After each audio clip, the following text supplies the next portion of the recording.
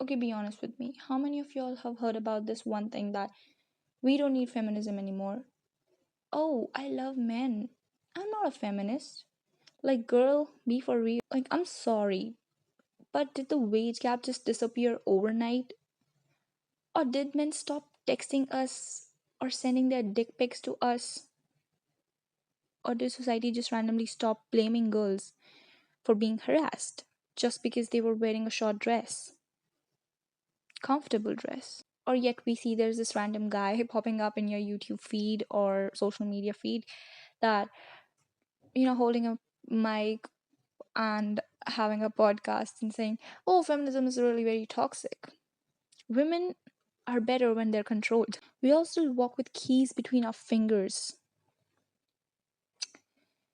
We think twice when we board on a bus or a cab. But yeah, sure, feminism is the problem. So buckle up, you all, because today we're talking about why feminism is necessary, why it is very, very needed in our society. You all know those I'm not like other girls type girls? I mean, babe, that's just internalized misogyny in a push up bra.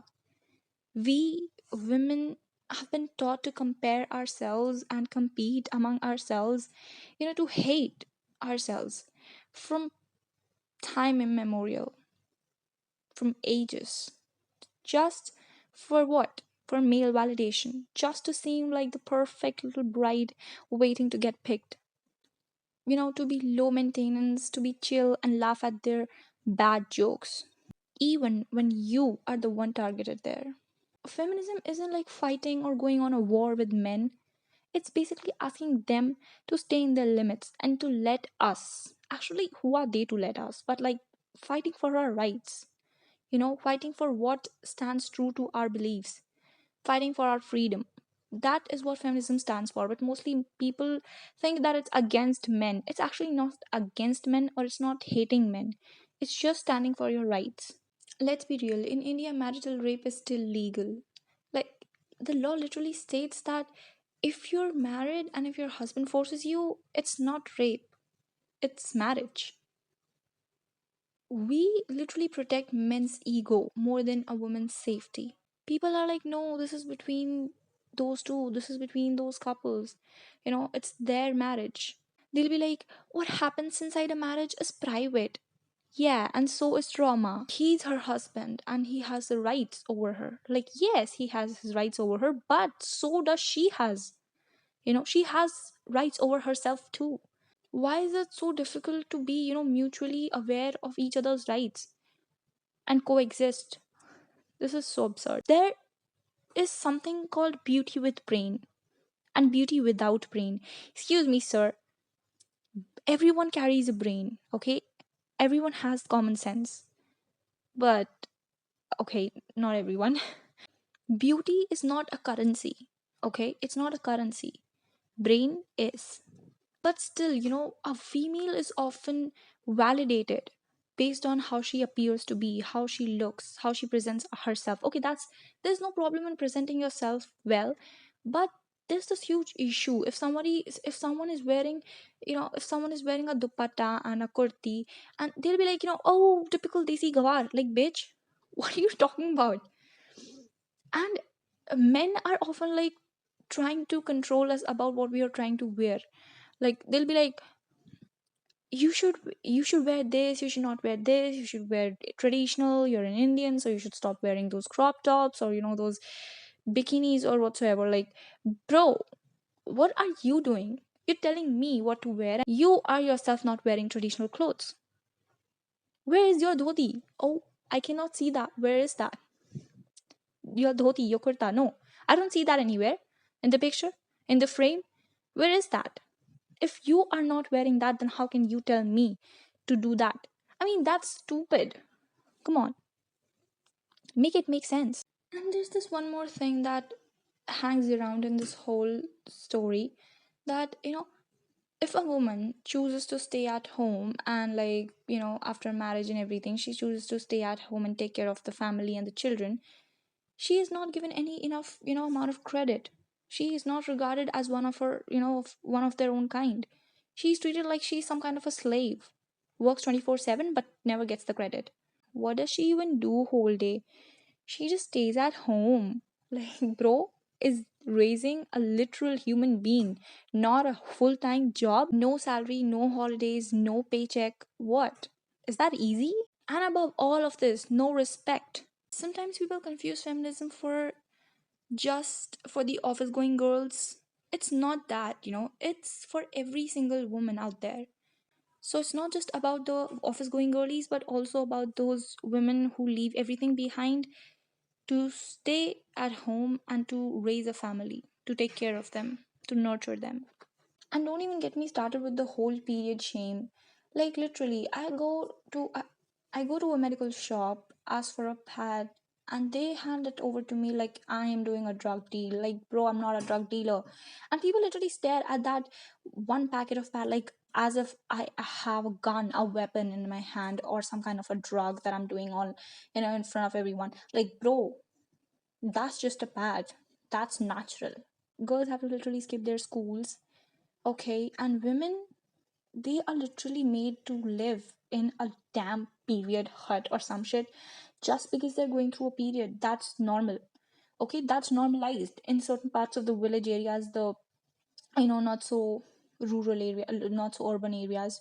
I mean, when did being alive become such a crime? But hey, let's keep pretending that it does not exist because this makes men uncomfy.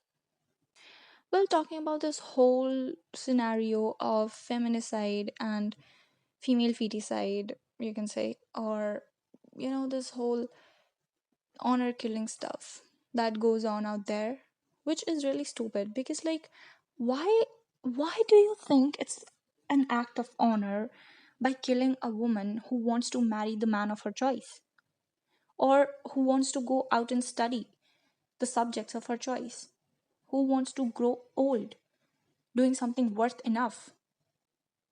Women are killed just for being too modern, for wearing the clothes they are comfortable in, or refusing arranged marriage.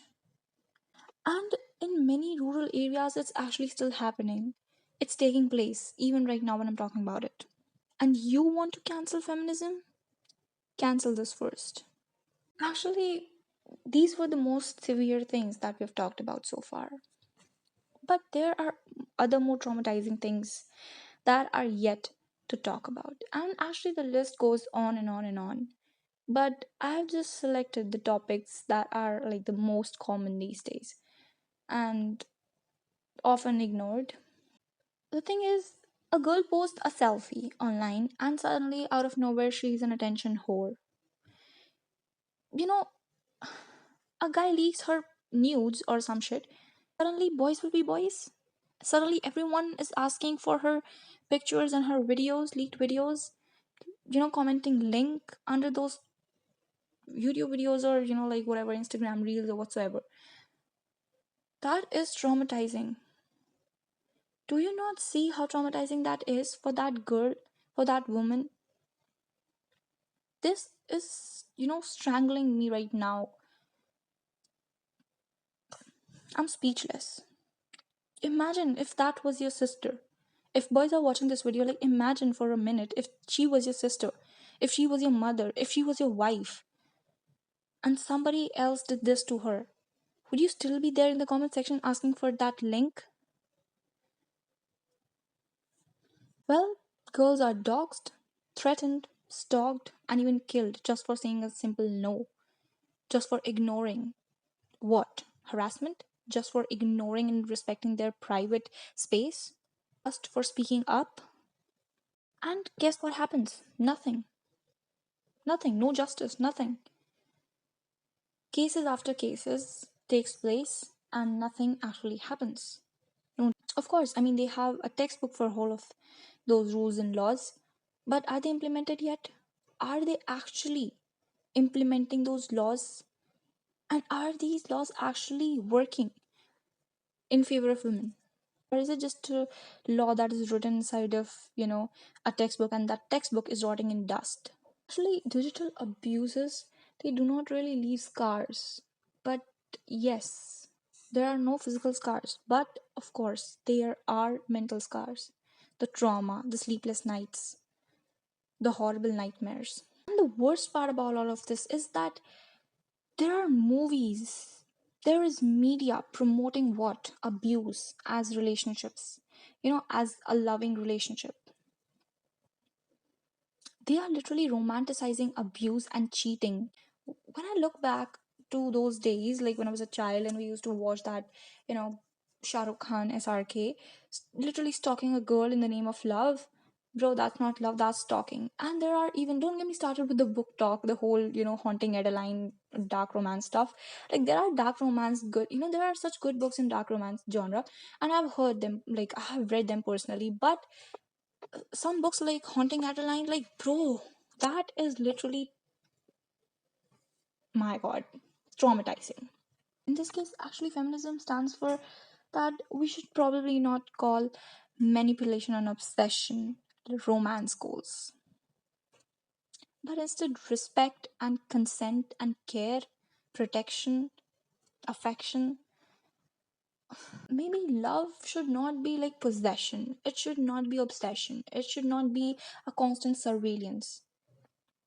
It should be respect, it should be space, it should be love, consent, and everything that I've mentioned earlier.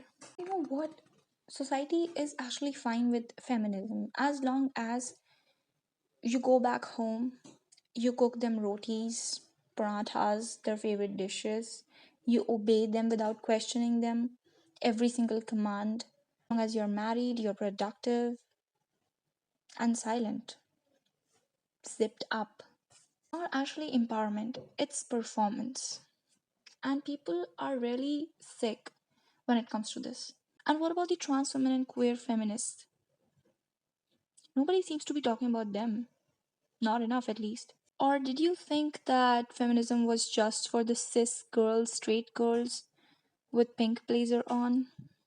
Well, let me be very clear about this. Feminism without queer groups included in it is just a diet for patriarchy. Sweet, sweet diet.